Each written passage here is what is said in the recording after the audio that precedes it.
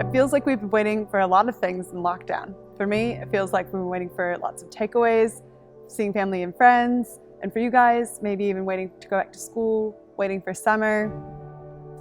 And now we find ourselves in a season of even more waiting, a season of Advent while we wait for Christmas. It's been so much waiting, but waiting has always been a part of the human experience. We see God's people waiting 700 years from the time Isaiah prophesies about Jesus. For unto us a son is given, for unto us a son is born. And during the 700 years, we see God's people struggle and go through trials.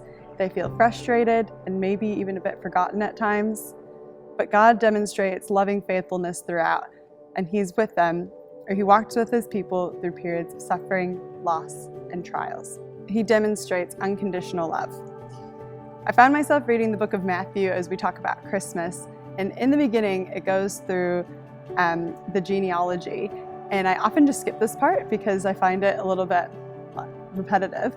And this time I went back, and it's just such a good reminder of God's unconditional love through His people and through these stories. His love is shown in a tiny baby, the greatest gift that's ever been given. And now that things are back to normal, some of us may be struggling and still stuck in this period of waiting, but God is still with you, and He has shown unconditional love throughout the beginning of time, and He is still showing it right now. He is with you, He is loving you. This Christmas we can celebrate that Jesus came into the world so that we would know the greatest love of all time.